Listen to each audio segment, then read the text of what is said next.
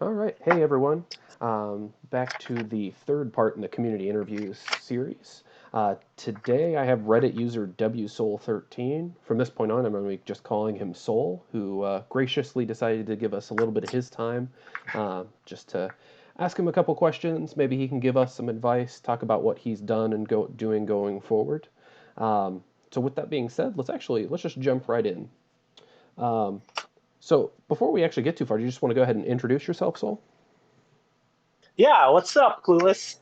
My name is wsoul13. I am a raid, I guess, guide maker in Reddit, right? I'm an American dialysis nurse and investor. I've been doing it for about 12 years now. I'm 33 years old, wife and three kids, ages 5, 3, and 0. Strategy is kind of my bread and butter, so I kind of use it in life, my job, family, friends, surprise, surprise, games, right? Right. Which is why we're here. So, And I'm that's sorry, go it. ahead. You had me on. I'm here, man. I'm excited. Thank you. So, with that being said, so what made you decide to play free to play? And then, especially like I know from the fact that I've read through some of your guides, like you specifically chose not to use some of the champions you opened on your account. So, what kind of led you to make those decisions? Sure. Well,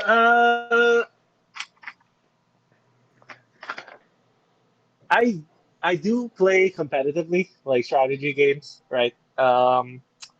The first game I played competitively was in college in the Philippines. So my first 20 years was spent in the Philippines. And then I migrated to the States at age 20. And during college, I played this game called Hero Clicks. I don't know if you guys are familiar with it. It's basically chess with like superheroes, Marvel and DC superheroes mostly. And when I played that game, I went all the way up to rank number 3 in Philippine Hero Clicks. I have a major tournament win under my belt, like a cash prize win. I've been player of the month, you know. And here's the kicker: it's a pay to play game. It's like Magic the Gathering, right? Yeah, Hero Clicks is not So cheap. yeah, not cheap. No. So how did I do it on a college kid's basic like allowance, you know? And that's basically the same principles I've been doing right now. So I take quality figures that are budget costed, right? Put an archetype together, learn the meta, you know, and I'm put together a team that has a chance or could have an edge in the meta, right? And I kind of just applied the same thing with Raid. I played Magic the Gathering too here in the States. My biggest win was a 50-person tournament, also a game day champ. I got a nice little Ugin map to show for that. Um, the thing though is all these competitive games kind of makes you put in a lot of time and effort in them, right? And with my job, I work 12-hour shifts. I'm up at 4 in the morning, and I can't really keep up with the lifestyle. You know, it was fun. It was fun for me while I did it, but when I got married and when I had kids, things kind of had to slow down a little bit. So all my gaming attention has actually turned over to my phone. So I ran a lot of freemium games on my phone, free to play. So I played Clash of Clans. I ran a top 1000 war clan. We called it the Midnight Society. It was basically top 1000 in terms of consecutive win streaks. I think we topped up at 133 war wins in a row or something like that. And I played Clash Royale after that, which is also made by Supercell. I'm F2P there as well. I'm up to 6K in trophy, so that's kind of like high gold 4. Not really like playing for platinum, but staying in gold 4 if this was raid. And I also play Mobile Legends, which is kind of like League of Legends, right? And I played up to Legend in that game with my friends. Like I only got up to Epic, which is right before Legend, but I play tank. So that's what happens when you play tank. Okay. You need someone to carry, right? Tank main's crying up to this moment, I'm sure. I also play Pokemon Go. I'm kind of a low spender there. I bought the peripherals, you know. So it's not like I can't afford to pay to play in Raid. I actually do intend to give Raid some money back because 8 months of entertainment has got to be worth something, right? So Of that's just course, yeah. karma. I think I should get them something. I'm actually holding out for the battle pass actually. So when I first started, I was just kind of, oh, well, let's just play, let's see what happens. And then I looked at the community. I gotta tell you, man, what really motivated me was trying to see if I can apply the F2P things I've been doing in other games to this game as well. Like just to see if the formula kind of works anywhere I go. It works, dude. Yeah, you've That's definitely basically shown it. that. Yeah, so that's it. That's my spiel. That's how I got here. So the second part of that question, I would like you to try to touch on a little bit, because you you're using all of your resources well in terms of like what is available to basically everyone, or most everyone, depending on the particular champions. Um, but I do know that you've not used specifically like some of your legendaries, and I'm assuming probably some of your epics as well that you've opened in those 8 months. Um, was there any particular reason you made those decisions? I know you've said that you use them in faction wars. Yeah, so here, I'm just gonna run through a short list of the power I kind of turned down while playing Raid. You know, so the first thing I pulled was actually Dracomorph. Believe it or not, that was the first legendary I pulled off a 2x event. And then the next one was Rotos. I got Miscreated Monster, Skull Crusher, Royal Guard, Seal of the Drakes. Yeah, I have enough to fuse Rosin, actually. I'm saving it for the summon event. And what else did I get? Septimus. I got Septimus. So on paper, I could probably crush fighters on paper if I really wanted to. Like if I put my time and effort towards that direction with the champs I pulled. But what ended up happening was this is funny. I pulled Dracomorph right when the Cartman Dracomorph fiasco was happening. You guys Okay. remember that? Yeah, yeah. And if ever there was a freaking sign, right, from the RNG gods to go a certain direction. So I kind of wanted to be in solidarity with the people feeling that same way about Raid at the time, right? Like, oh, people were crunching their Legos, right? Some of the content creators were crunching their Legos. So it's kind of like just going with the spirit of that. And I considered using Rosin until I realized how many free to play players never pull a rosin. That's freaking crazy to me. But because it seemed like I had them ready by I think the third or fourth month, I had all the rares ready. But some people were telling me it took them 7 months. Some people took like a year, you know. Right. And in my particular case, I had never pulled a cold heart in like 80 void shards. No cold heart, no Bellower, you know. And I'm looking at all these like F2P, quote unquote, friendly lists, right? And everyone's saying, oh, this is an all rare team, right? And I look at the team and it's like Cold Heart and Delaware. I'm like, I can't make this team, dude. How's this F2P friendly if I can't make this team? You know what I'm saying? Right. So it's just kind of like a combination of that. I went and studied up. You know, I looked at all the beginner guides, Chokely, Hell Hades, Stu Gaming, you know, all the big names, Cold Brew, what's this other name? Bionic, I think.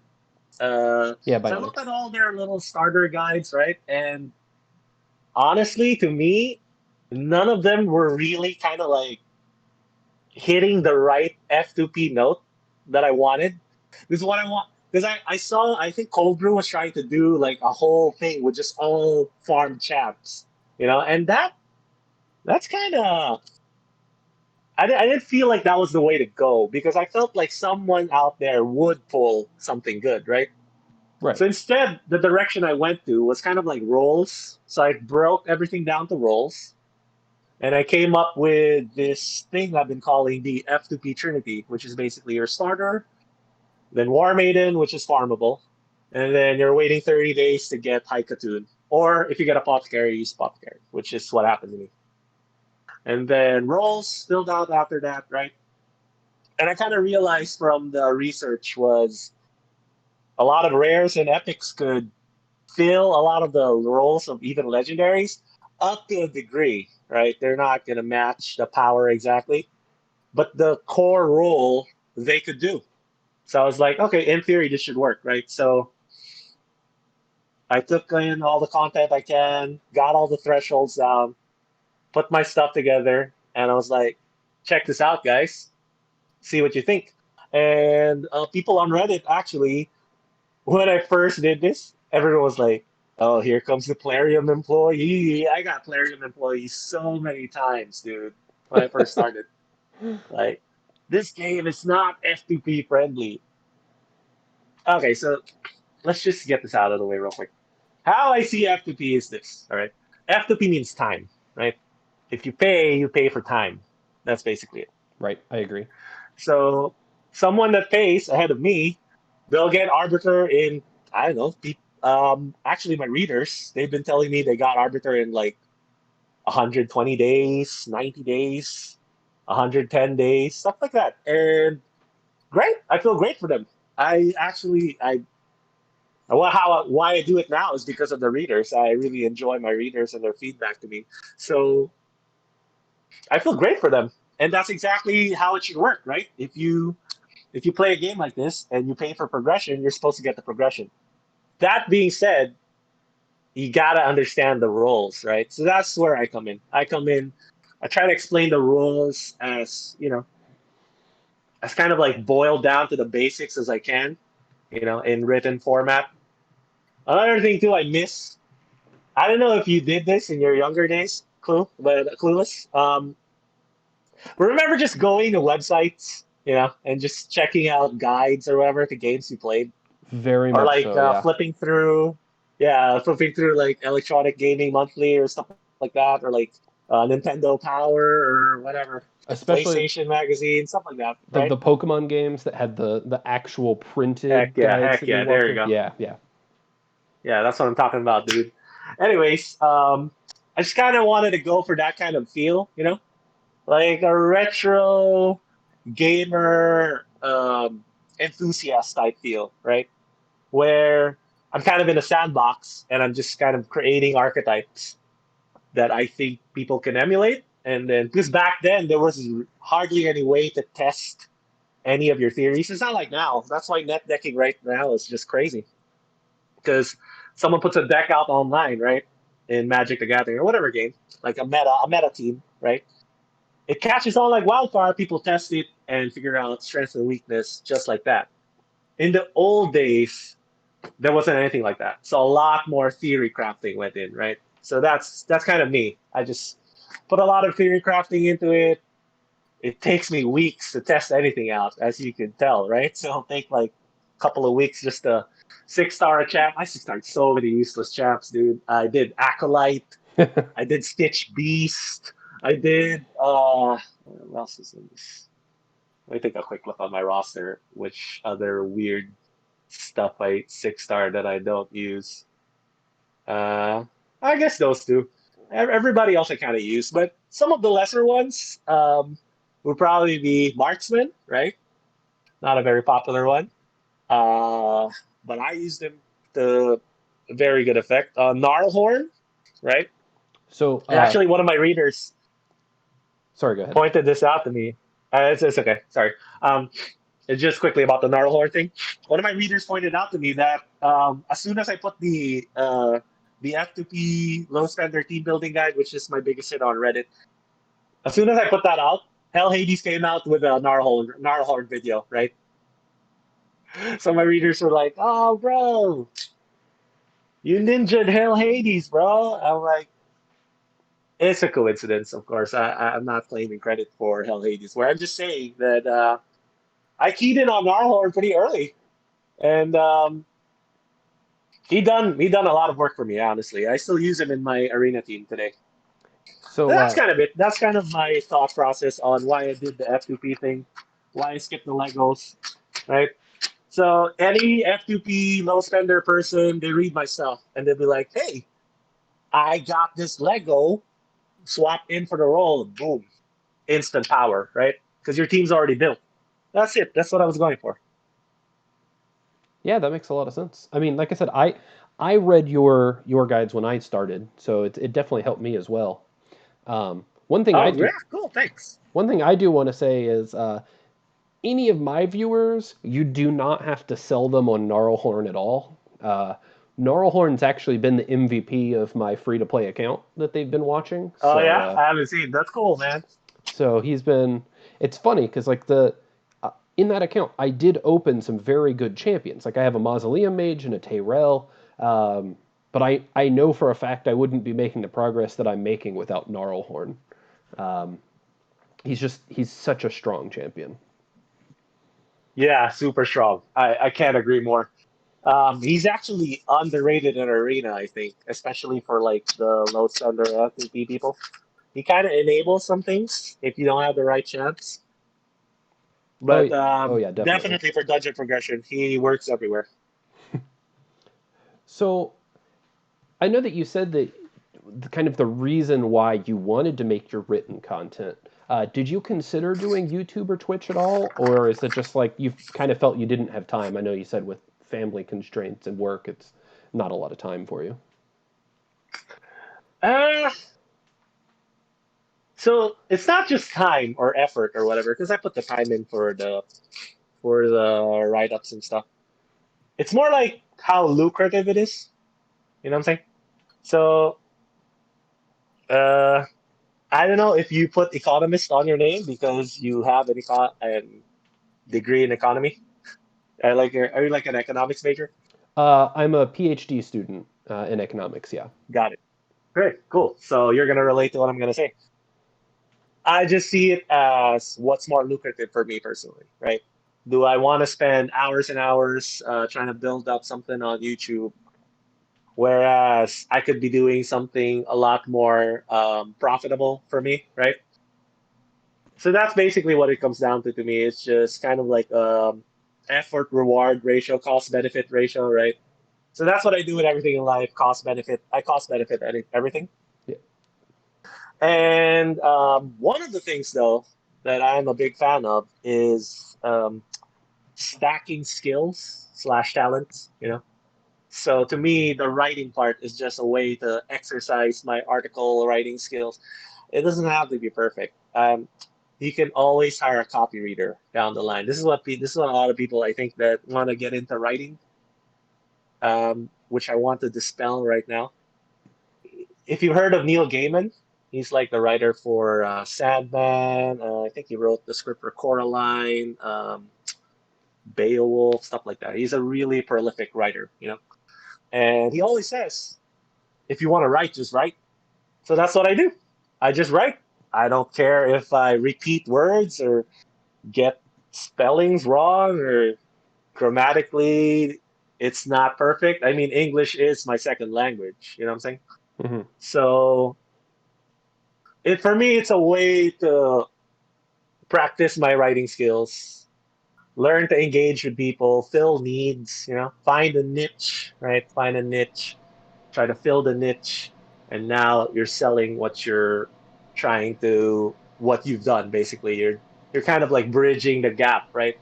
So that's kind of how I see things. It's kind of like the tech world right now, right? You kind of like there's a niche market. The problem is the market can't connect to the producer or the seller, right? So that's what I'm trying to do. I'm just trying to connect the dots between the F2P low spender people and the game. That's how I see my role. Right, that's fair. And now it's actually something I've talked about a couple times on my channel. It's actually come up in some of the other raid content creators. The idea of an opportunity cost, and that's what you were Yep. getting at. Heck yeah. The opportunity cost for you to be spending a bunch of time creating content on Twitch or YouTube is just so high for you that you've made the decision you would rather focus your efforts elsewhere. You are absolutely correct, sir. Yeah. Hey, check it out. Did you see Hell Hades' video on how much money he makes off streaming?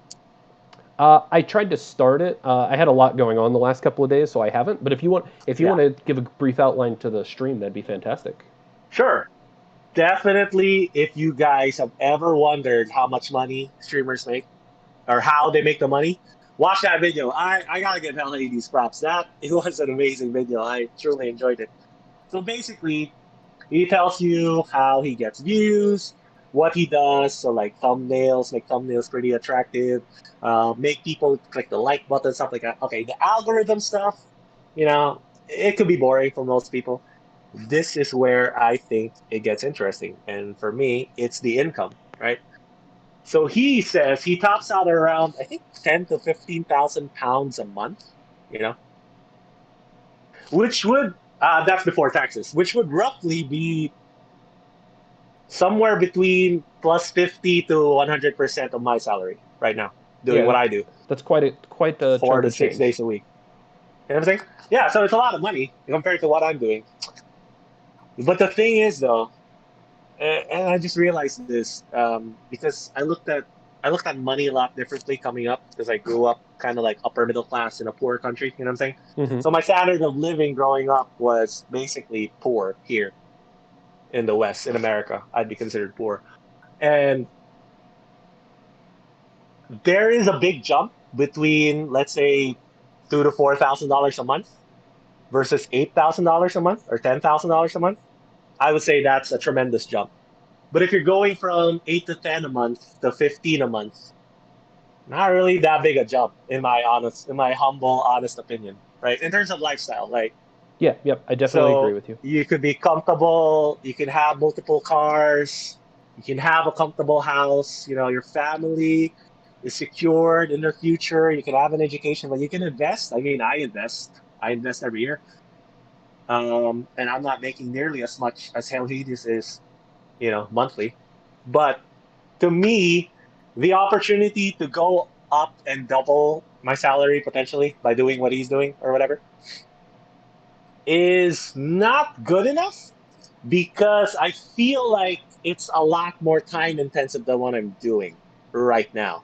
Like right now, I go to work, I do my thing, I'm in the zone, I come home, I'm done, you know? I feel like if I do the streamer content creator route, right? I feel like that will be a lot more time intensive than what I'm doing right now. And right now, whatever job I'm doing, I can work 3 days a week, and I'll be good. I'll have 4 days to do whatever I want to do, do my side hustle, work on my other skills, stuff like that. I mean, the other big thing for Someone me, says they don't even pretend to cater to F2P. Uh, that's funny. it's not they're not. Eyeless isn't wrong. He tends to be pretty insightful with the what he has to say. What I was getting ready to say was not just that, but you also have to factor in the risk, right? Like going into doing full-time content for a There we video go. game, it's very Exactly. risky as well. Yes. So risk reward. I'm a pretty big risk taker myself, right? I mean, that's kind of been my investment style. I kind of go for broke a lot of times. And I kind of have a very nuanced view of compounding interest, right? I do subscribe to the whole, put it something that grows consistently, put everything that grew back into it, right? I get the whole compounding interest concept. But to me, the nuanced view is kind of like compounding interest in your skills,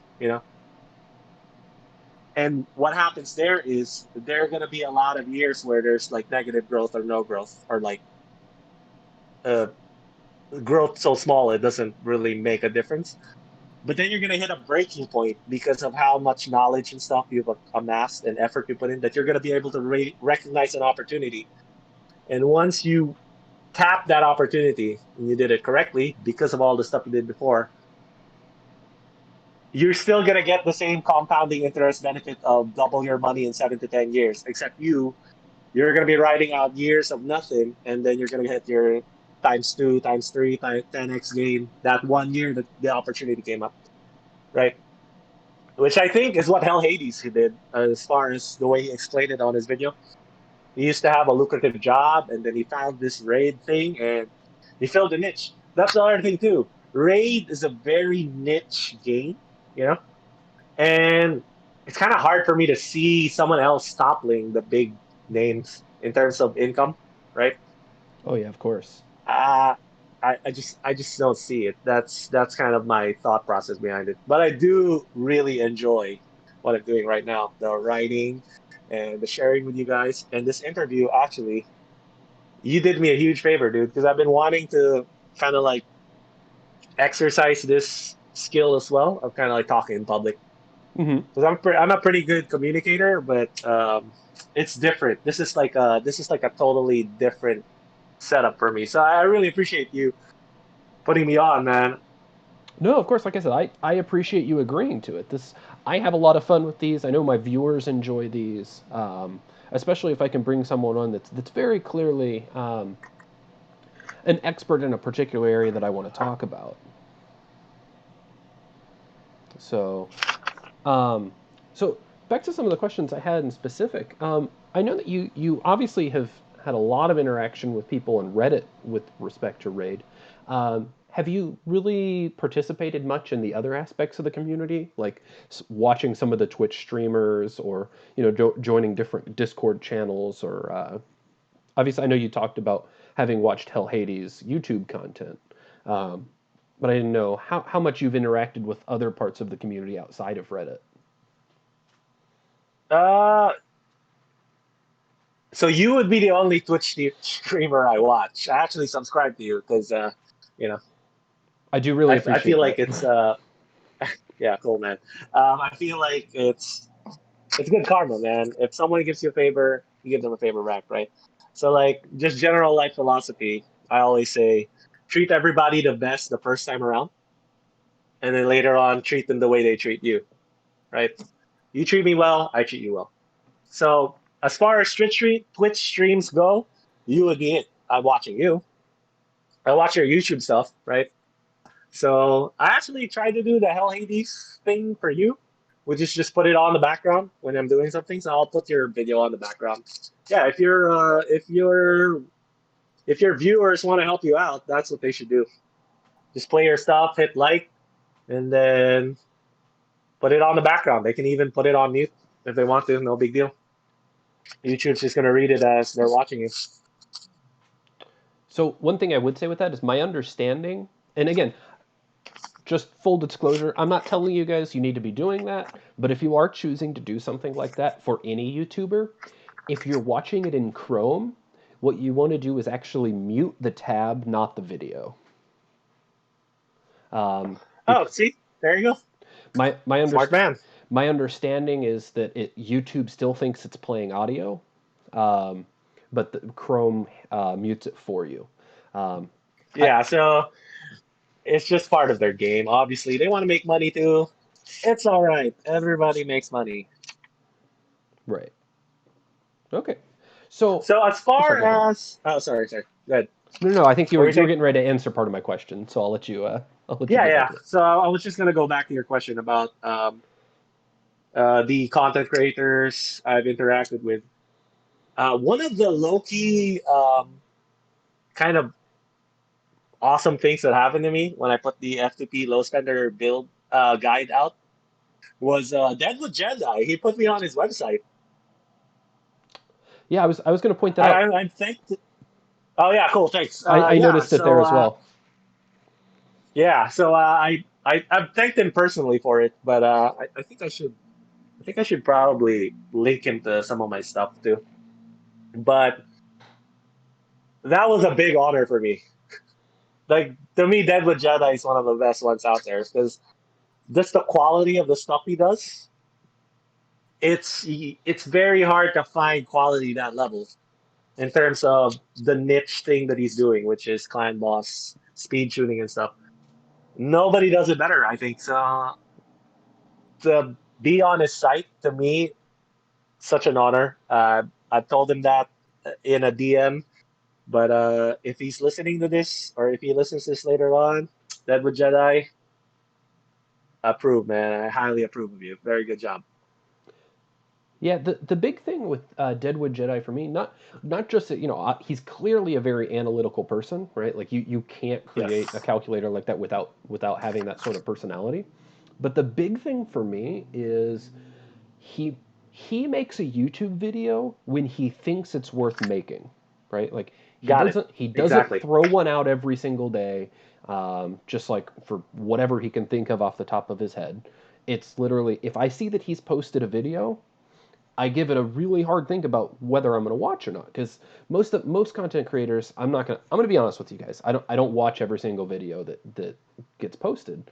But when Deadwood Jedi puts a video up, I think pretty hard about it because he does wait until he has something that he thinks is worth saying, and I trust his opinion enough that if it's something he thinks is worth saying, it's probably worth listening to. So I Yeah, exactly. That's why I'm a big fan of his. Honestly, he is doing kind of like the upper end of what I'm kind of trying to do, which is kind of like create an archetype and then here's what you do, slot these in, right? That's kind of like the high end. If I if I were to do like bigger content, I would probably go somewhere in that direction. But right. he's already taken it, so but definitely I do enjoy the analytical stuff. Uh, I wouldn't say I'm a math genius, but I'm good enough at math to be kind of like directionally correct, which is why the min-maxing aspect of raid to me is very appealing. Right. Like even if you're not like quantitatively right on the money, if qualitatively you're going the right direction, I mean that's going to put you further ahead in the long term because this Raid is a game that it's about making good enough decisions on a long enough time scale. Got it. Exactly. You nailed it, bro. That's it. That's what I've been doing. Yeah, and It doesn't need to be perfect. It just needs to go in the correct direction. so just to just to talk about it a little bit, the what I decided to put as the Hmm. background for this particular interview was your Spider 20 run that you had posted to Reddit. Maybe it's almost a week ago now. Maybe it's 4 or 5 days. I don't remember exactly. Um, Heck yeah. that so. Do you just want to talk about like how did you decide on those champions?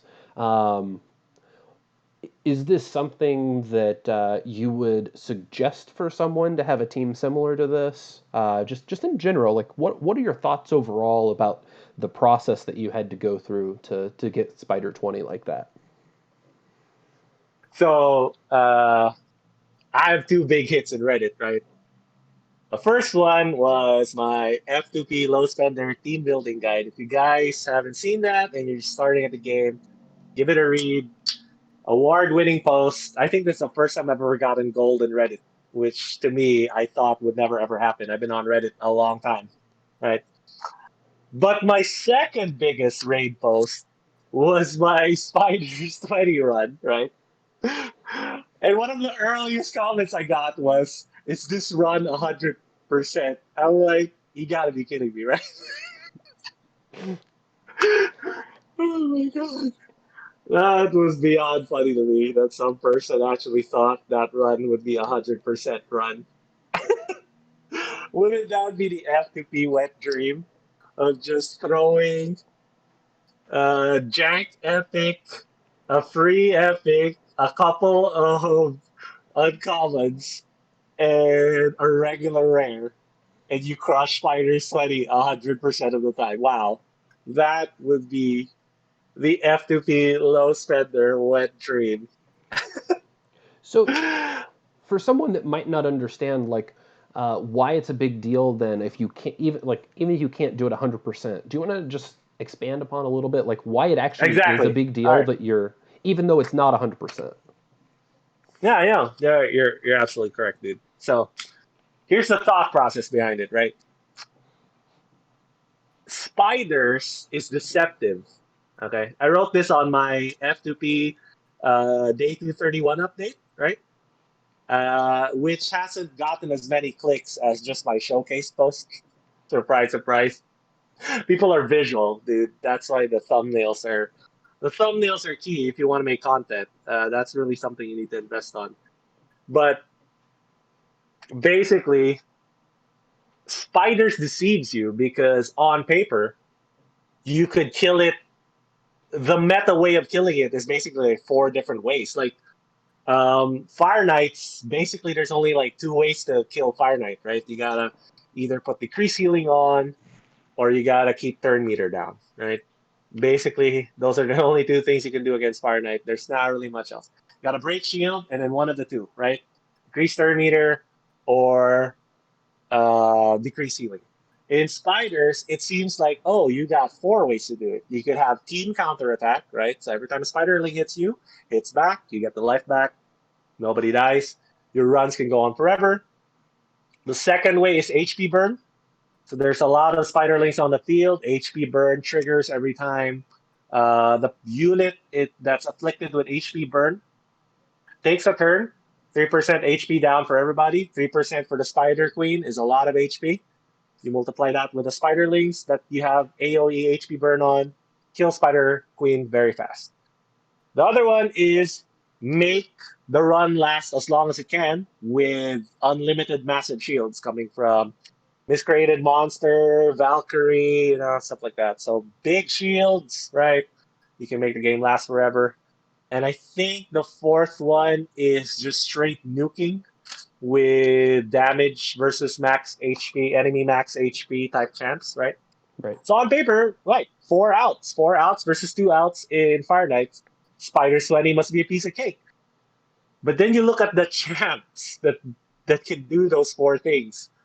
It's maybe like 10 or 20 champs total that can do those four things. There's not a lot of options, right?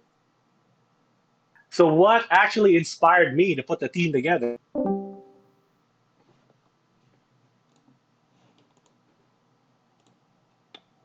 Oh, unfortunately, we lost Soul. Let's see if we can get him back here in a second.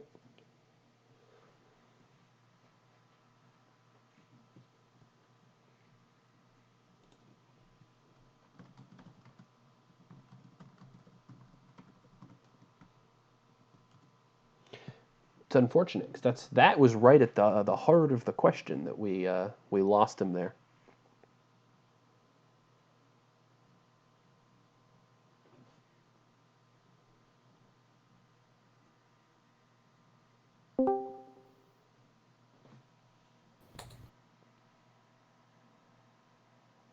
Oh, okay. Looks like you're back, Soul. Yep, I'm back.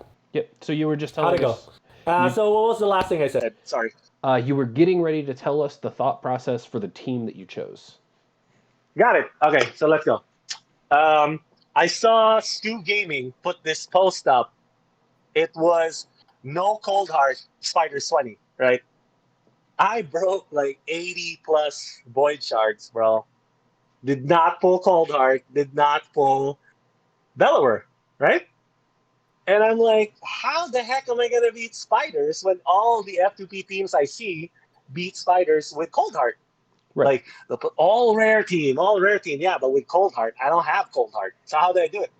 I saw Stu Gaming's post, and in his post, right, I think he had Gnarlhorn, Stag Knight, Rosin. It's like a high end team. I think Tyrell was in the team. No, not Tyrell. It was a high end team, right? I think the only tech I saw there that was different was Gnarlhorn. I think he had Apothecary, Gnarlhorn, Stag Knight, Rosin, and Armiger, right? Okay. So I was like, okay, I broke the rolls down, basically. His team, I broke the rolls down, and I'm like, okay, I need a speed booster, I need decreased turn meter, two decreased turn meters, and I need defense down, and then I need Spiderling tank. So I initially adopted the apothecary Gnarlhorn idea. So for most of, I think, spiders 15 to 16, I had Gnarlhorn and apothecary there, right? Did you know how long it took me to break spiders 17 from 15? I think it's over 100 days. Oh wow. Let's see.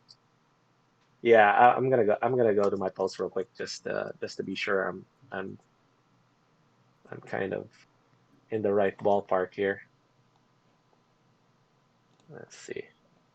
So spiders, right?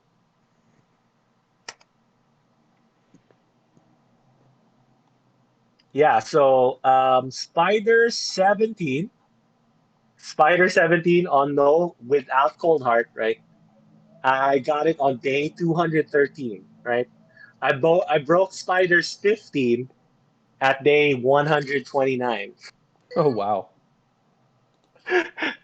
A punishing dungeon, right? Anyways, so what made me decide to drop the apothecary gnarlhorn tech, which I got from Stu, and I thought, hey, this is sick.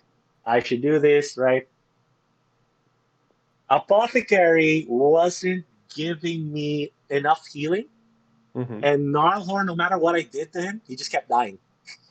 Like with the gear I had, I just couldn't keep him alive long enough, and I was not getting the type of damage I wanted, right? So Soulbound Boyer I got from a fusion event. So I figured, okay, enough people must have gotten Soulbound Boyer plus a mystery shard rare, good chance everybody has Soulbound Boyer. Sure. Soulbound Boyer is kind of like Cold Heart, does the fully deplete turn meter thing. So that was kind of the key, which is why I messed up with Stitch Beast. Because on Ayumi Love, it says Stitch Beast fully depletes turn meter. So this is a public service announcement, by the way. If you guys are looking at Stitch Beast and Ayumi Love right now, it says fully deplete turn meter. But when you click on the champ, it only says 100% decrease turn meter, which is night and day. In Spiders, the Spider Queen can rack up to, I think, 180% turn meter. So you hit him with 100% and it's still at full bar. Right. It's ridiculous, right? So the dungeon mechanics are extremely punishing. And what I realized was if I use High Katoon instead, it gave me so many things that kind of lowered all my stat requirements to get the job done. He had decreased speed, right? So all my guys did have to be as fast. Like all the high end stuff had like over 200 speed. I think mine. I have Armiger at 189. I have Cold Heart. I had Soulbound Boyer at 193, and then I had Spider at 191. Right. Okay. And what really kind of tipped the balance for me was I don't know if your viewers have seen this video, but this is a really amazing video, which is Hell Hades, Stu Gaming, and Cold Brew Gaming. They did an all rare spiders run, all Right. rare uncommon spiders run, a speed run, nonetheless. Like who could do it the fastest, right? And I look at their vid and I'm like, oh shit. Oh, sorry, I'm not supposed to curse. I look at their vid and I'm like, wow, I don't have to I don't have to win 100% of the time because they explicitly say it on the video. They didn't win 100% of the time, right? One, I didn't have to win 100% of the time. Two, Zephyr Sniper can work without the cheesy counterattack thing, right? Mm-hmm. So the two realizations for me was if you build your spider tank with a lot of resist instead of just all death, which I think was the pervading theory before. If you stack enough resist on your spiderling tank, he avoids all the poisons, so he can actually go back to your rotation and just hit the normal way and regain life that way instead of like banking on the counter attack proc from the defense mastery, right? Yeah. And that's it. I put two and two together. I took the Stu Gaming Spiders 20 team. I combined it with all the janky spiders champs they had in that little showcase they did. with the speed runs, right? I just took the rolls, I smashed them together, and I said, okay, let's see if this works. And I think the first time I tried it on 17, I got through, Nice. which kind of blew my mind. Yeah, so I'm like, okay, all right. And then of course I went through iterations, like tweaking the gear. I think at one time I had resist at 350, which is way too high. So Yeah, I that seems dialed like a it lot. back down to, I think, like, yeah, that's too much. So like 250-ish is good enough. The defense, I had it dialed down to 3.2K. And then Spider Slenny, that just won't fly in Spider Slenny. You'll get mauled in Spider Slenny with 3.2K defense. So I bumped it up to 3.7K. And then so when I put the video down, I put the post down. It's a true story. The first stats I put there, I ended up tweaking it. Why? I couldn't duplicate the run with the stats I put down on that post initially. I was like, oh my God, I can't duplicate this run. Was that like a total freaking fluke? So look at the stats, I look at the run. So this is another thing I do too, right? So I know auto is a big button in this game, and I love the auto button. It's great for me. I can take care of my kids, I can watch a show, I can attend to my wife, right?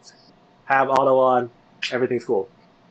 But if you're trying to tweak or improve your dungeon team, you gotta watch the run all the way through.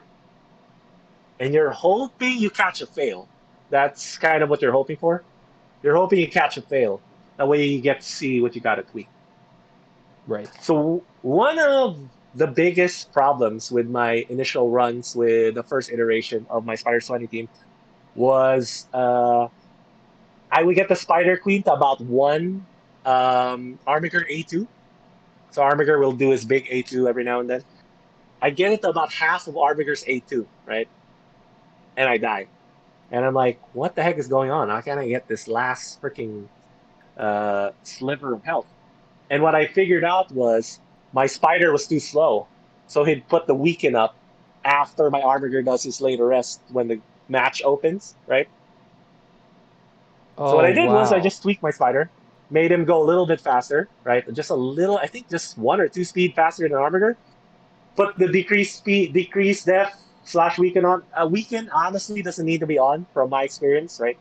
So that's why I'm thinking War Maiden could actually work, just for the. So let's get this part out of the way, bro. The run, um, the actual success rate of the runs was 10 to 20%. This isn't me selling you some kind of F2P dream of, oh, you put these rares and uncommons together and you're going to have a farmable Spider Sunny. It's farmable on stage 17, which is a great place to farm. Hmm. It's farmable on 16 and 17. I get 100% there, no problem.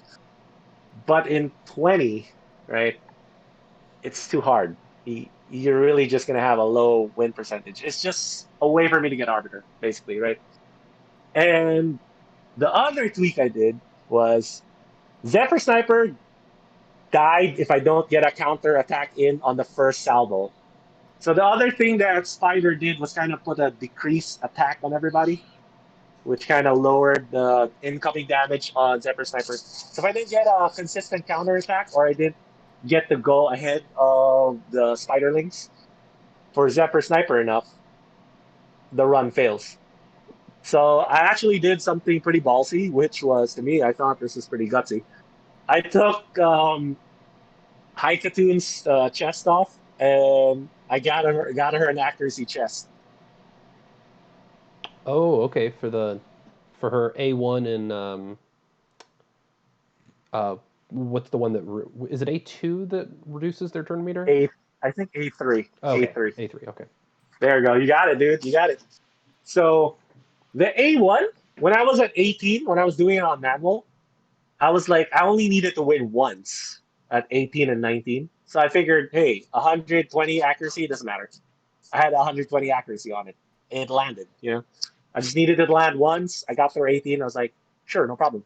Now I needed to do it 10 times. And I was like, oh God, I can't get this decreased speed on. And the turn meter reduction is doing nothing. So I was like, all right, let's give him some accuracy. I was looking at his banner, and I think I had an HP banner on him with like a double speed roll.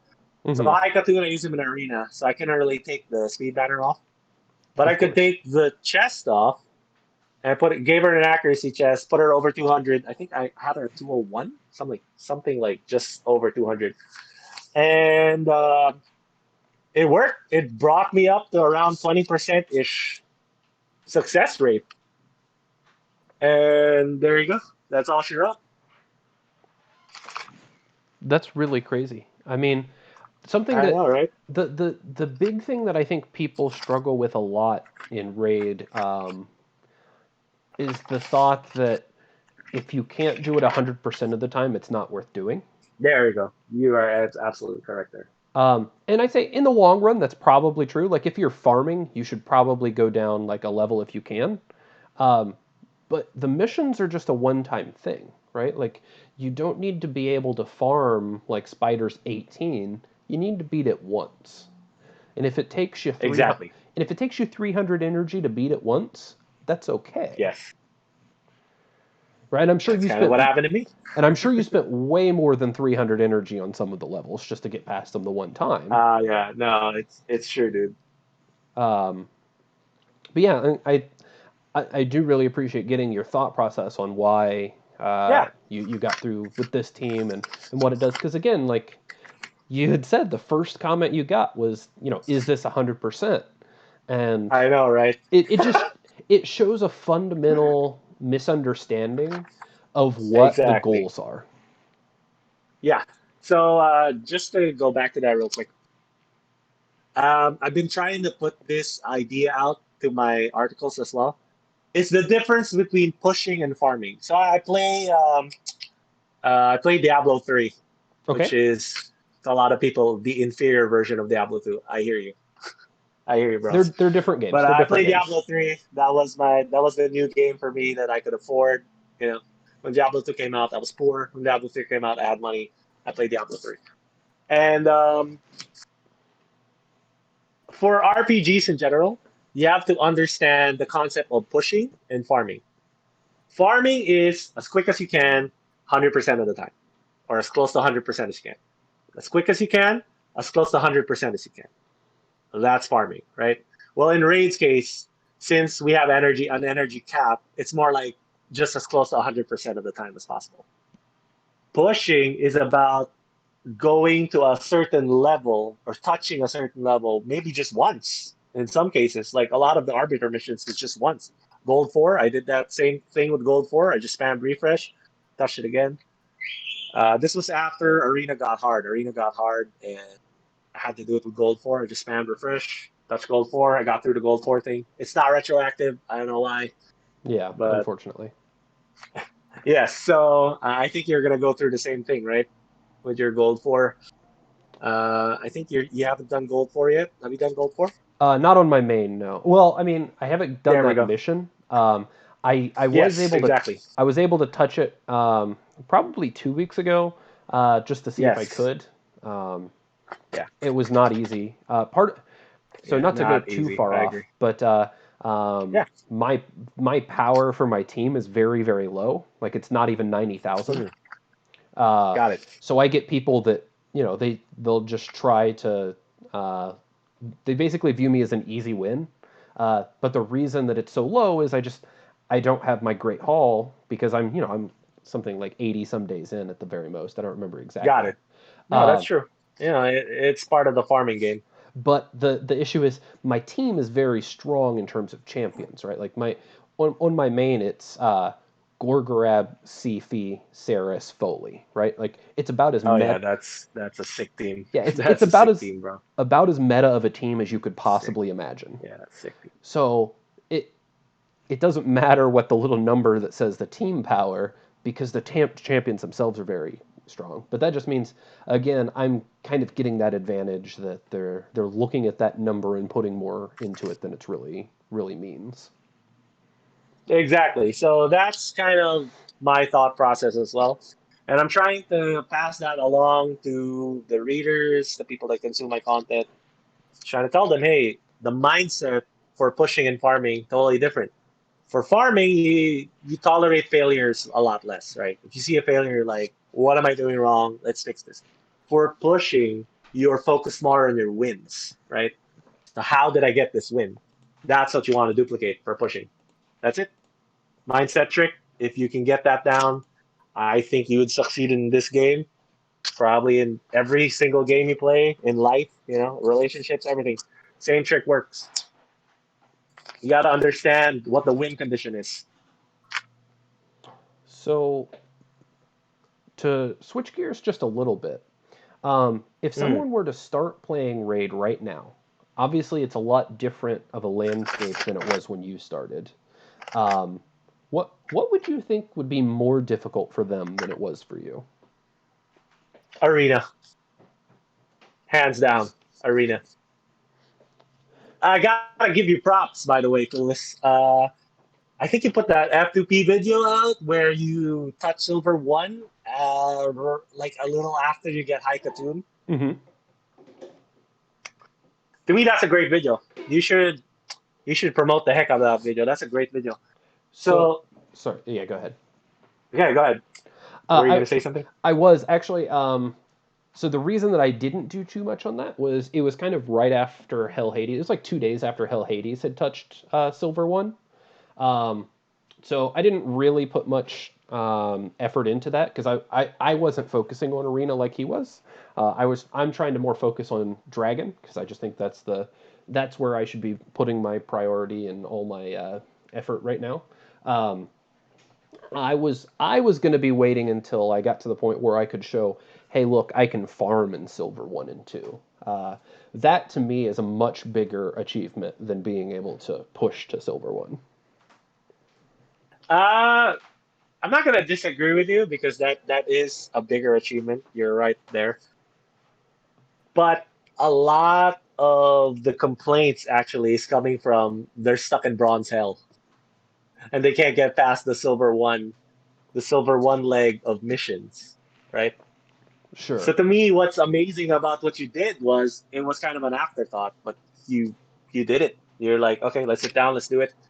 So that to me is a great example of the pushing mindset, right? The pushing mindset of I build my team to maximize my winning strategy. I push, see how far I can go, right? Right. So me personally, I really like that video, bro. Good job on that one. I liked it. Thank you.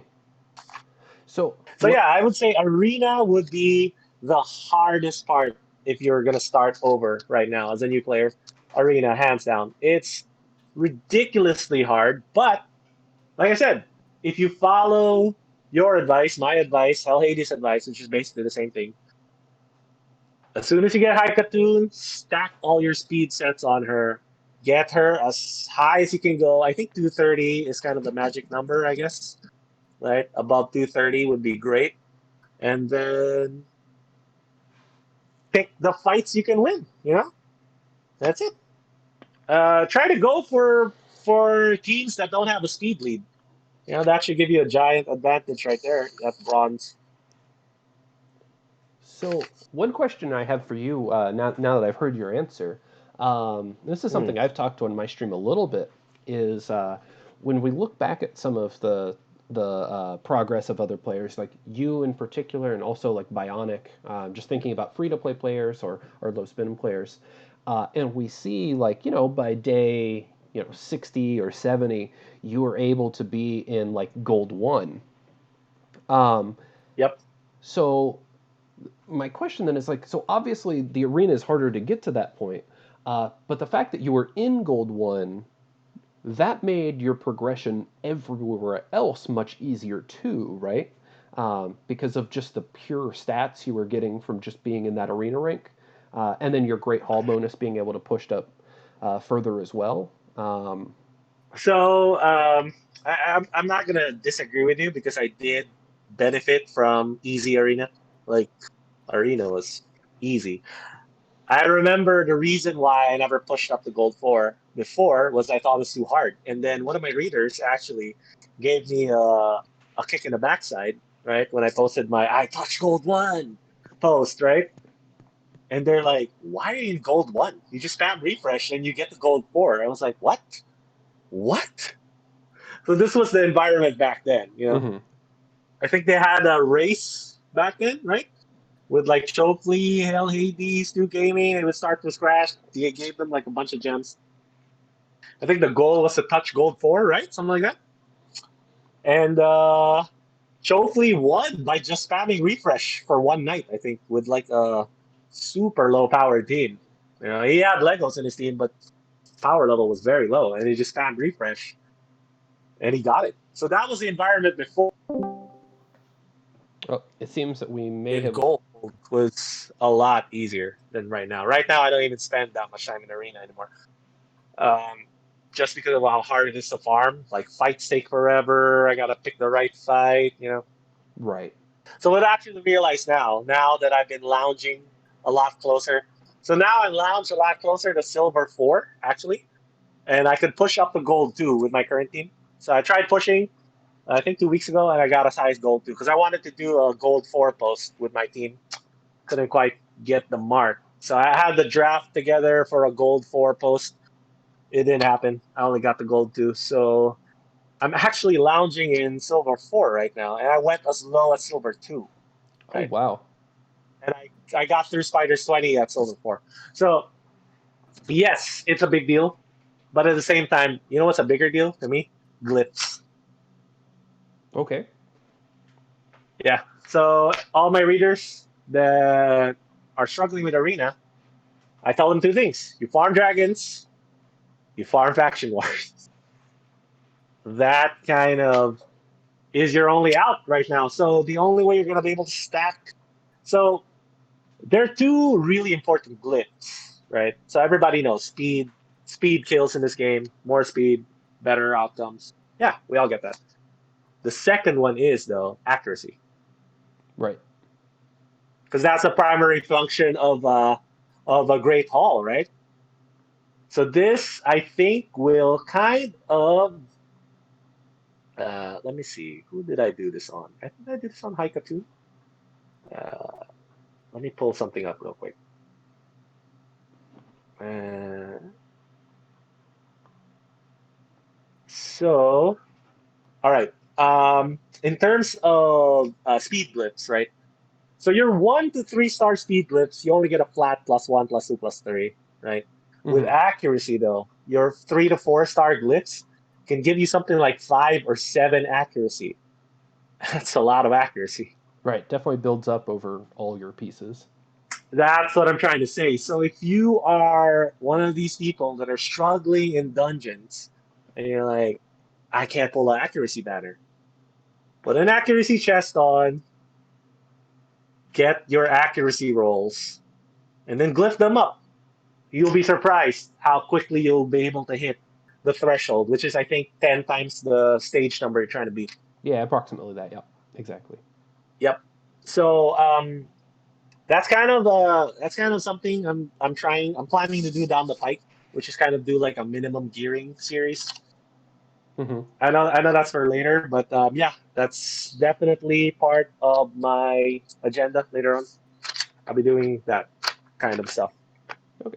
Well, what about the opposite direction? Do you think there's anything that's easier now than it was when you started? Sure. Still of the Drakes. So just getting that at 6 months? Yes, at 6 months. I think you also get Lordly Legionary, right? I think at what, 5 months or whatever, five Uh, months or 4 months. yeah. Lordly Legionary is 5 months.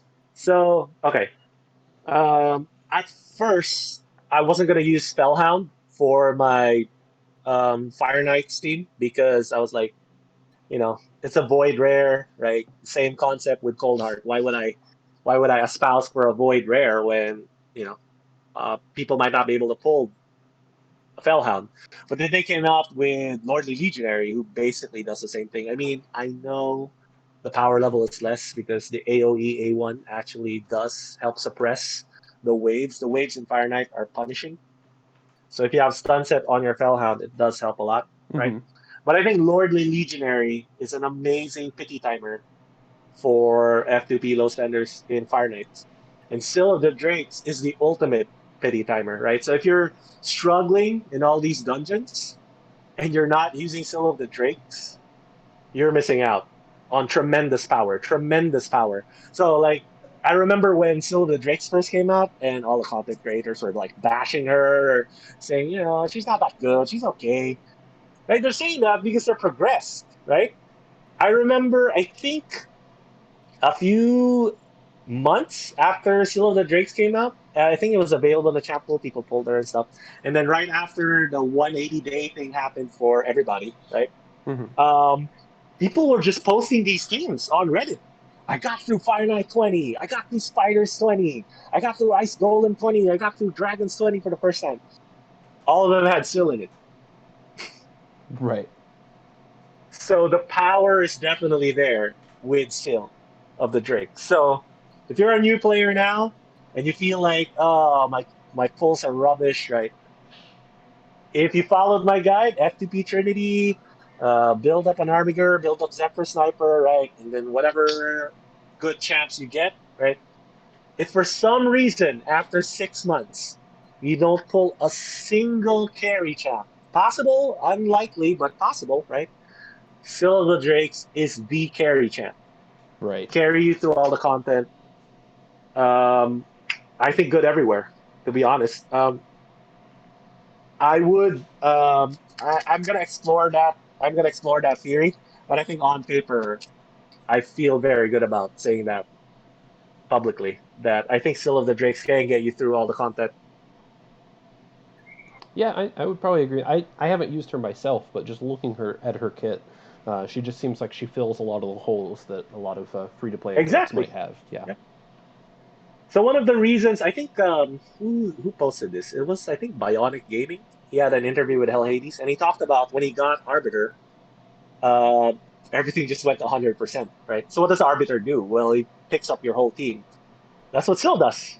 Syl picks up your whole team. So it's kind of like like a budget Arbiter ish without all the amazing stuff Arbiter does. Right? Right. So this is kind of like the budget Arbiter to me.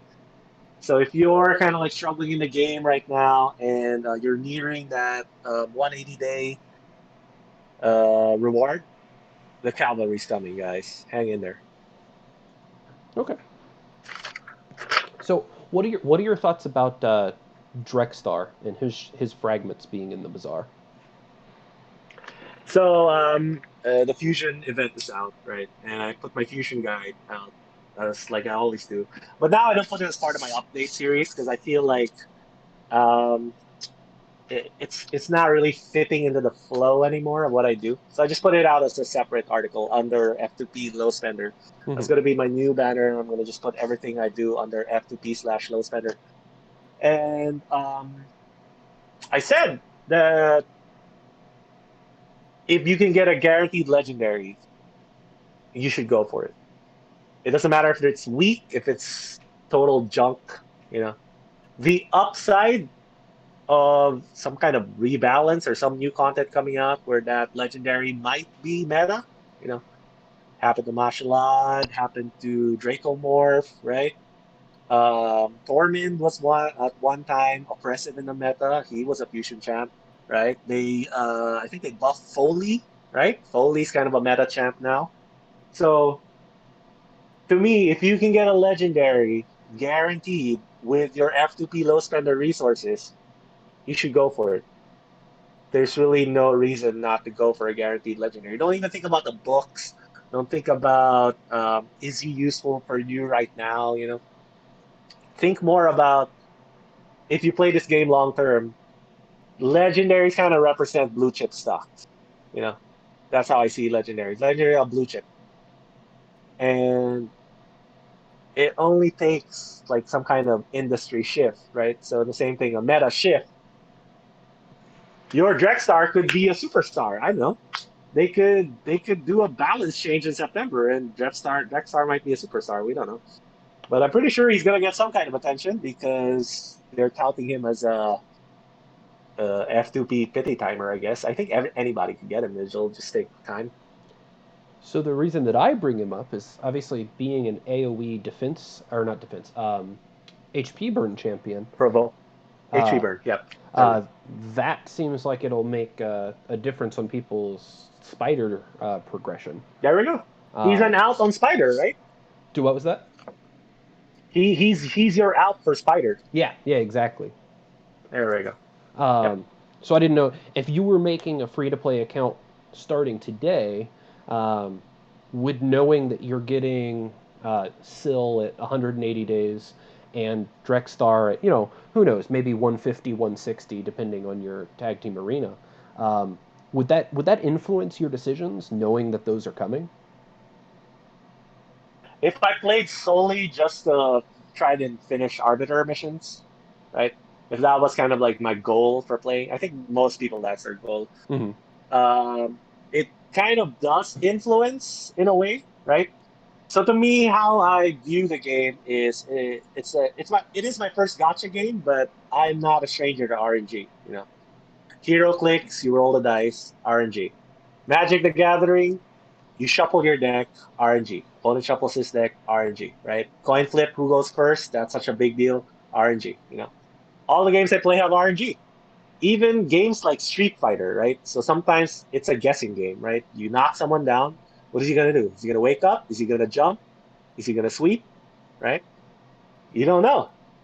So RNG has been a friend of mine for such a long time. And to me, in games like this, you lean on the power the games give you, right? Which is why a lot of my content is dedicated to, oh, which rares are good, right? Because rares are the cheapest, most efficient kind of like progression stuff you can do in the game. Because rare books are easy to get. That means if you do pull Miscreated Monster, you do pull Tyrell, you do pull Stag Knight, you do pull Sepulchral Sentinel or Umbral Enchantress, which is my superstar right there. Umbral Enchantress is my personal superstar.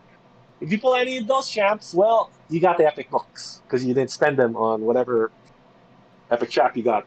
Right. So that's how I would play the game if I started over again. I think that's how you play the game, right? On Yes. your FTP account, whichever power champ the game gives you, you go in that direction. You know, and I think that's good for everybody. The only reason why I did do that on my main account was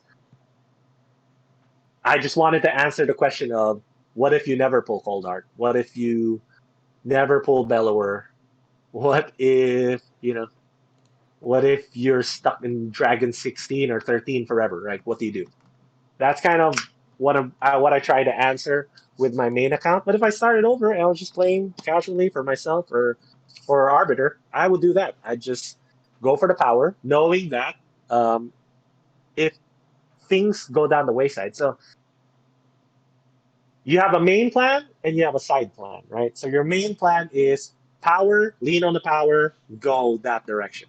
If you don't get the power, your side plan will be lean on your rares, cavalry's coming at 150 and 180, you're going to get your progression. Or whatever. When you get Drexar or when you get Syl or when you get Lord of Legionary, you're going to guarantee your progression. Because, like, to me, Dragon and Ice Golem are kind of like tied together. If you progress in Dragons, you most likely progress in Ice Golem as well, Hmm. albeit on a much lower win rate. Sure. So it's really all about Fire Knights and Spiders, right? So there you go. Drexstar is your out in Spiders. Lord the Legionary is your out in Fire Knights. Seal of the Drakes brings your team together every content. So that is Plan B. Plan A is whatever GG champ you draw, ride that champ all the way to the finish line, right? Right. Exactly. All right. Well, throughout this, we've actually hit on all of the different things that I wanted to talk about. Did you have anything in specific extra that you would like to say, or do you feel like you did a Sure. reasonable job? Hey, this kind of went on a long time. Huh? Are you okay? Did I take up too much of your time? No, no, of course not. This is perfectly fine. I definitely had a good time so far. Yeah, I'm enjoying myself too, dude. You did a good job. So, what are my plans for the future? I think you wrote that down for me. Yeah, I mean, I'm just gonna go through. sure, go ahead.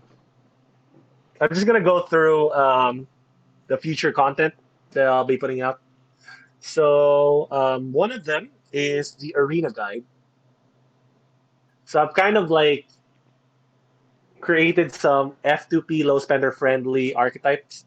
So this is my big problem with the content creators when they put arena content out, right? Their arena content is basically for platinum. which is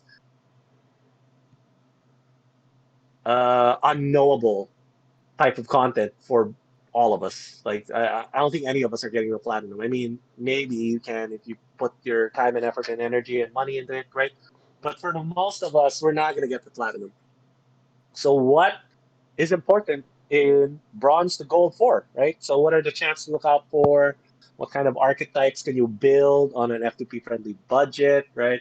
There's a speed tuning calculator in DeadwoodJedi's website, created by I think Zombie or something. Yeah, It's yeah, yeah. really good. It's really, really good. I dig that calculator a lot. So I'll be putting that in my guide as well. So basically, I've been cooking up a new way to go through Arena, which is more grindy. So my flavor of content right now is kind of like grindy, low to the ground. You know what I'm saying? Like more kind of like blue collar type of teams. So my teams want to grind wins out, right? So there are two kind of F2P friendly ish archetypes that I'm seeing has potential. One is a double control team, and the other one is a control plus block team. Right. So I'm just gonna go through what I think that means to me. Okay. Control is basically when you can stun or provoke or make disable your opponent, decrease their meter, whatever. That's control. Block is more like block debuffs or block damage, right? One of the two, I think, are the two biggest ones. Not so much unkillable. Because like unkillable is basically you're just stalling out, you know. Like I think block damage and block debuffs would be the two that you would want to lean on.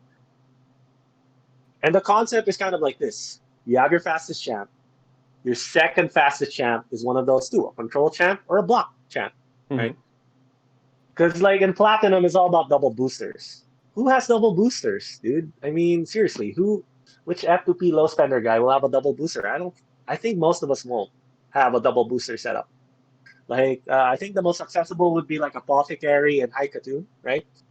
But then your nukers are gonna have to hit really hard, right? So to me, what I like to do is more like speed boost, get your control out.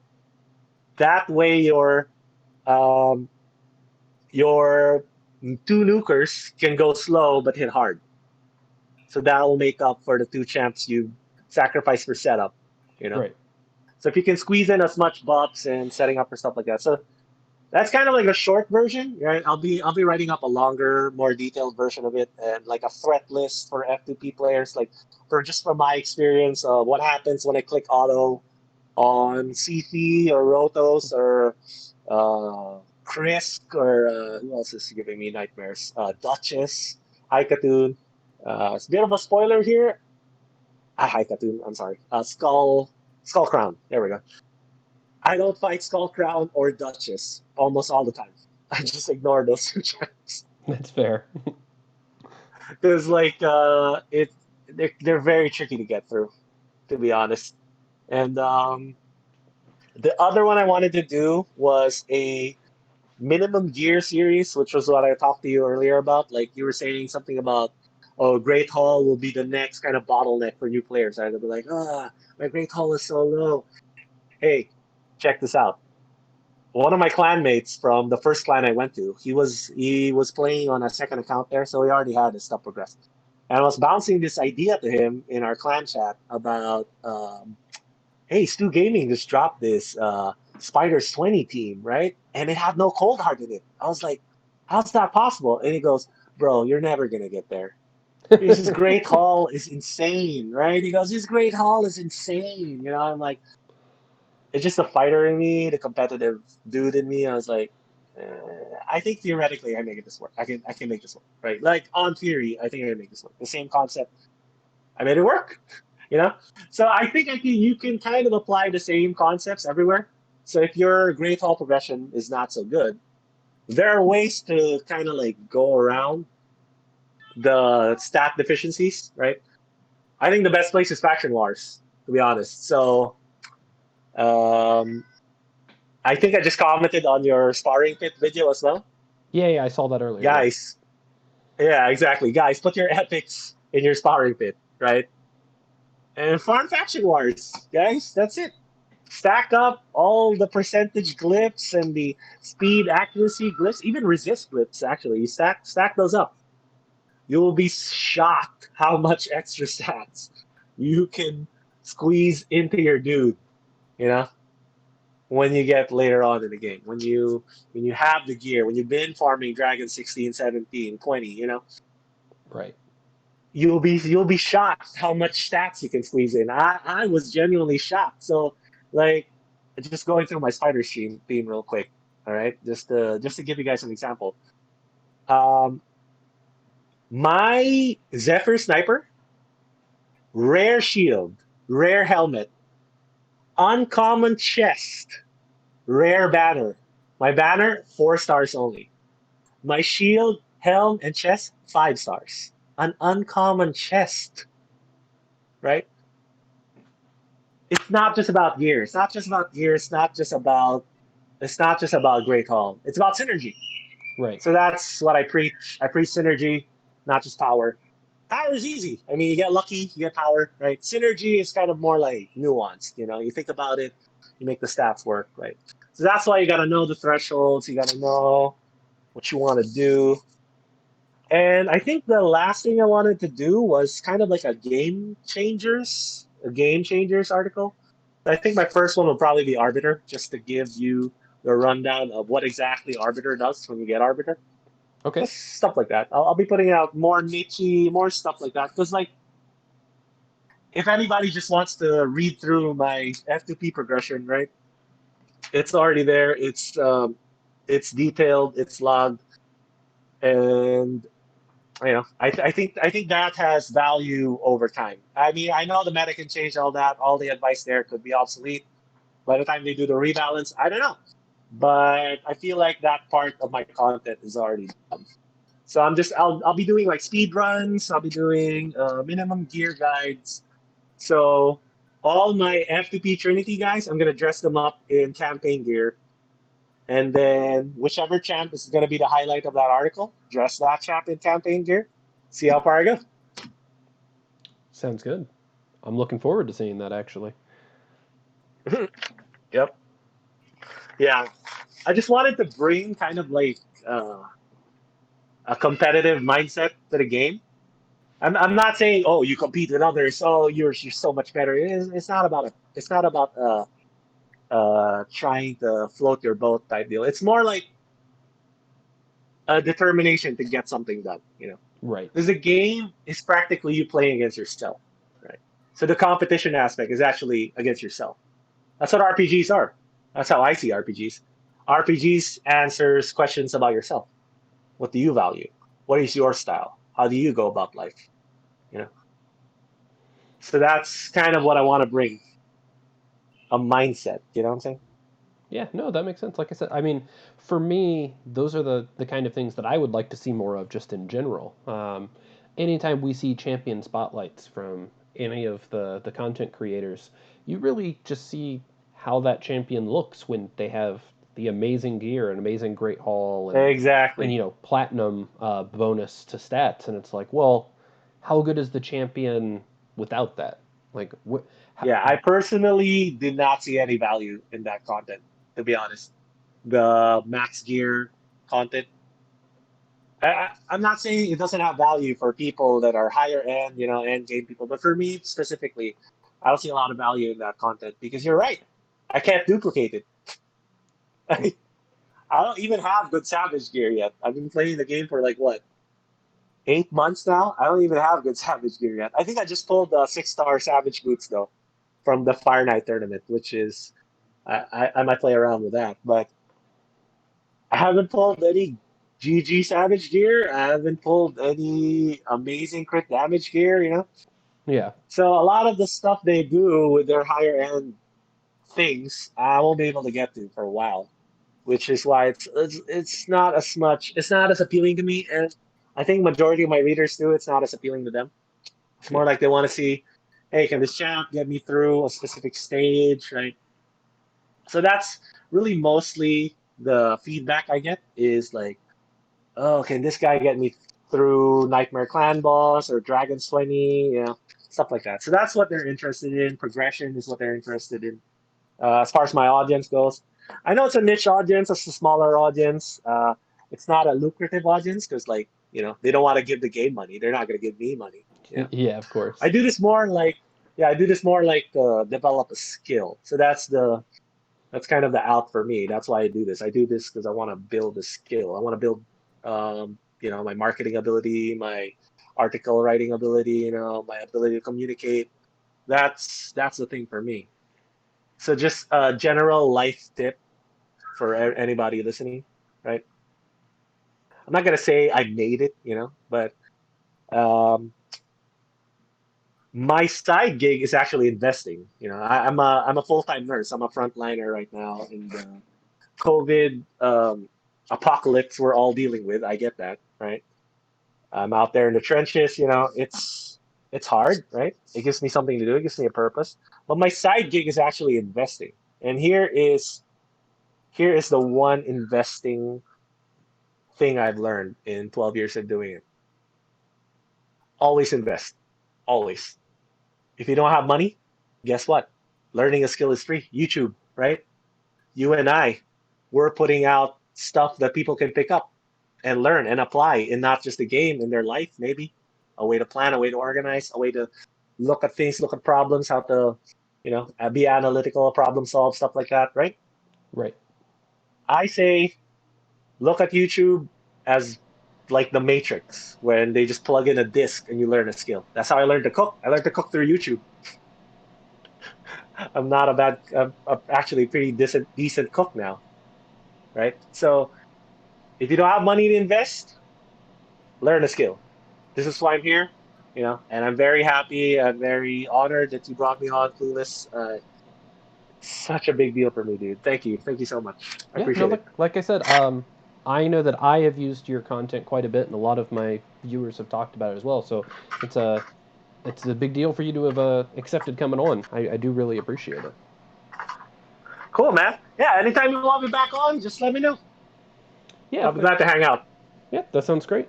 I'm gonna open it up and see if chat has any questions that they might want to ask Sure. you Go ahead, chat. specifically. Let Whatever me. you guys want to ask.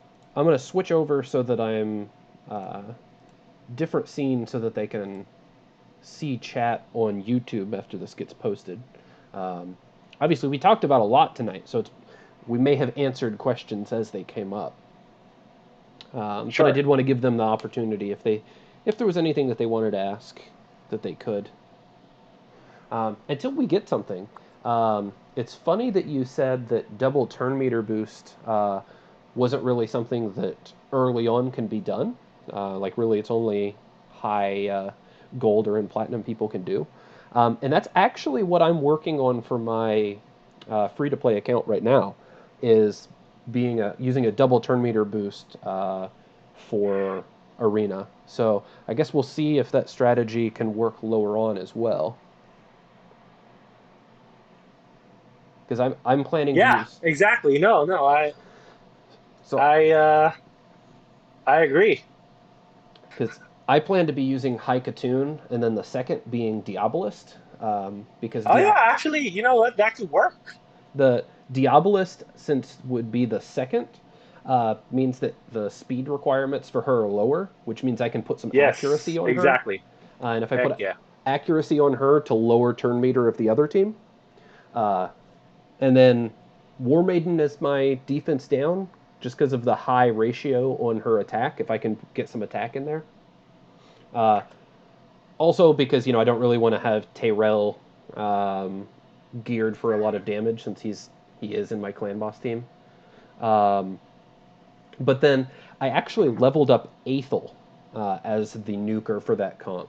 Um, it's because she fits in attack up into her kit as well um, before she nukes, just to get that little bit more damage than Kale might.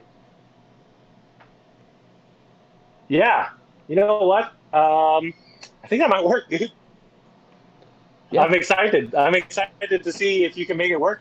yeah, I'm hopeful. Obviously, for me, my goals are slightly different than yours, right? Like you're trying to see what you can do in gold 1, 2, and 3. I'm trying to see what I can do in silver 1, 2, and 3. Yeah, Um, no. I think they're connected though. yeah, I really do think they're connected because like the main difference between bronze and gold is just speed. right. For most people. For most people, the main difference is gonna be speed, right? The school, man. Okay. Well, it doesn't seem like anyone. Oh wait. Mega had a question for you. How do you Go find ahead. tournament competitions later in the game being free to play? So do All you? right, so Go ahead. I actually played in a live tournament for Clash Royale, and I played again free to play. It was competitive. It was good. I was competitive. I had a winning in. I lost my winning in for top eight, but I was competitive as a free to play player with everybody else that spent hundreds, thousands of bucks on that game. So I don't know if they can duplicate that in Raid, to be honest. I don't see that being duplicable in Raid because of just how the point of the game is getting gear, getting your champs better, Like so power creep is built in to the mechanics of this game, right? And maybe they'll do like a level arena type deal. Maybe they can do like Clan Wars where there's kind of like a minimum threshold or a max stats threshold, right? Everybody has the same stats, right? Sure. If they can do something like that, I would be definitely be very interested in playing a game like that for a raid, right? Because I think there's a lot of potential for kind of like a rock, paper, scissors, chess type match with that kind of content. If they decide to go that direction, great. If they don't, which I'm not sure how likely it is. Because like the other thing there too is I don't know how they profit off that, right? Like the monetization has to be factored in to whatever it is they try to do. Right. So I'm not entirely sure if they can make money with a game like with a game setup like that where everyone's just got the same stats and it's about champ pool strength or whatever. And you'll do like I don't know 3-on-3, like 2 out of 3 on 3 teams, right? Stuff like that. So it becomes a guessing game of who do I put first, right? I think that would be a great way to play Raid.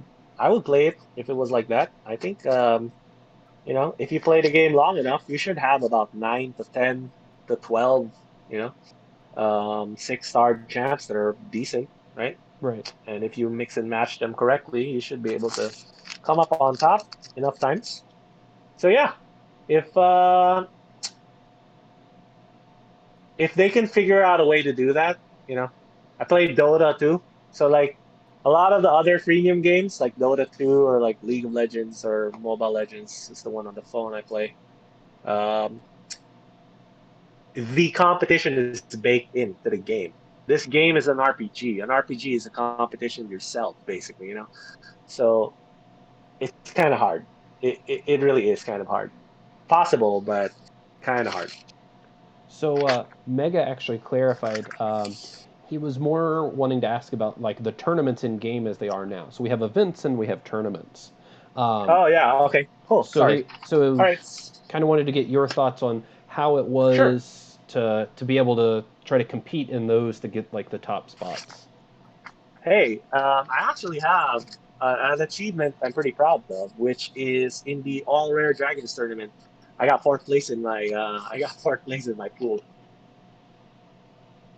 Nice. And that's And I got some relentless gear from that finish, which I ended up using on Armiger. So that was actually turned out to be better than I thought.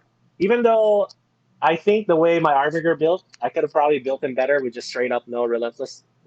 I just enjoyed the novelty of the relentless set, right? It was just such a fun novelty type build for right, me. right. But if you were to ask me like where I put my money on, I'd probably just put on a straight damage, high defense build, That and makes sense. just high speed, high defense, high damage. I'd probably do that instead of the relentless thing. But yeah, if you're FTP, if you plan around it, right?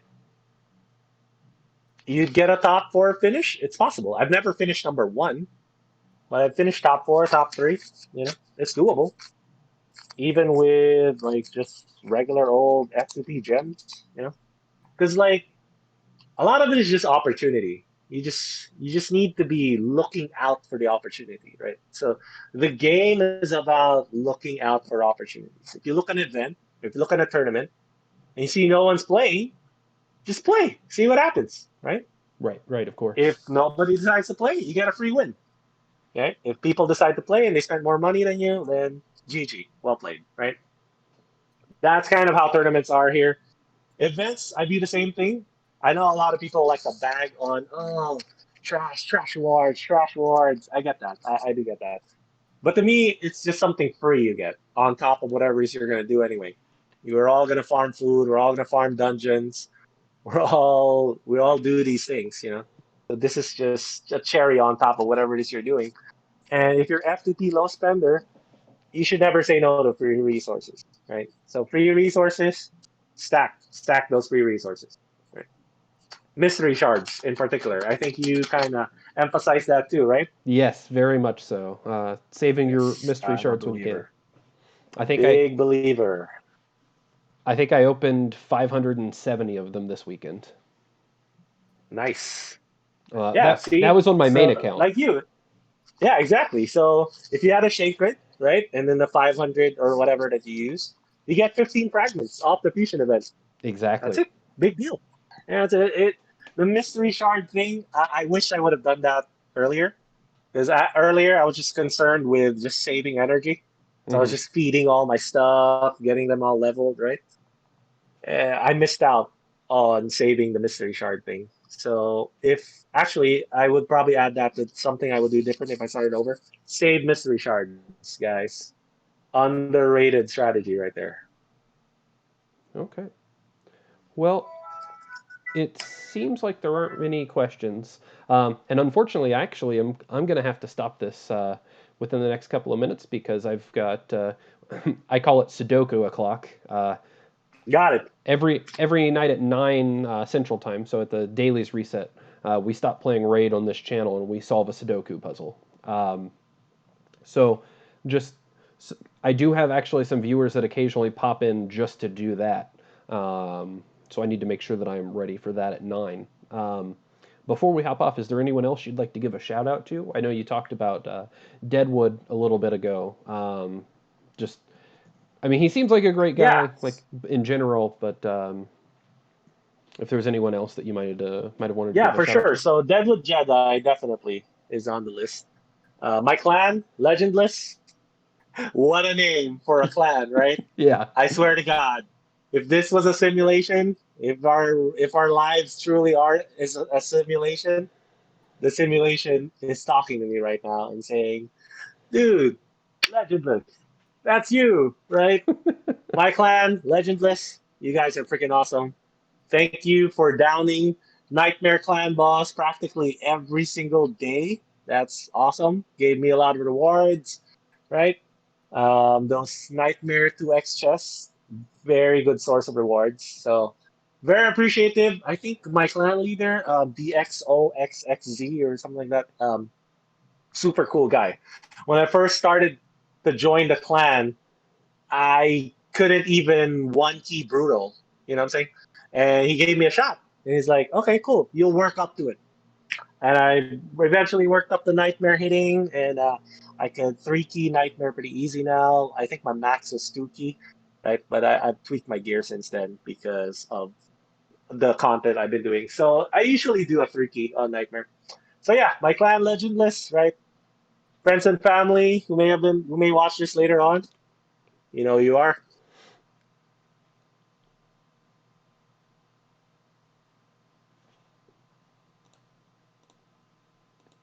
Hello. Yep, I think it paused for just a second. The last thing I heard was friends and family. They know who they are. Yep, that's it. I'm done. Okay. All right. Well, I had a lot of fun tonight. I think we should try to figure out something that we can do with some amount of regularity. Um, I think you and I think very similar in a lot of things, and it's about content that I think especially my viewers would enjoy. So we should try to work something out. But in any case, thanks for coming on tonight. I do really appreciate it. And I know my viewers do as well. So I would look forward to seeing this in the next couple of days. If you're watching this on YouTube now, below the video is a link to all of, well, the most recent of Soul's guides, and it has links to everything in there at the bottom. Um, and also, I'm going to have a link to DeadwoodJedi's site as well, because it's very, very worth checking out. Yeah, Um, very worth it. I agree. so Eilish just asked if you have counterattack. I believe you said you had a Skull Crusher, but you don't I use got him. Skull Crusher. I didn't use him at all. Okay. He's level 40. He's not even ascended. Do you plan to use him? Ah, maybe if I want to do Ultra Nightmare Clan Boss later on. Okay. Yeah. So it depends a lot on what I want to do. But I think for right now, he's not really, he's kind of very low on the list. So, Nightmare is not as restrictive as people think. Like Nightmare Clan Boss, I don't think it's restrictive at all. It's easy. Anybody can do it. You can do it with rares, Right. It just, right? you have to farm the gear So, for it. yeah, exactly. Farm the gear, have the right roles filled out, right? I have a Clan Boss guide actually, so I think Deadwood actually put my Clan Boss guide up too on his site, He did, yeah. which is again an honor, Deadwood. Thanks. So again, like I said, link to Soul stuff is in the description below, and I stream every single night right around the daily reset. So I hope to see you guys in chat if you're watching this on YouTube. Thank you.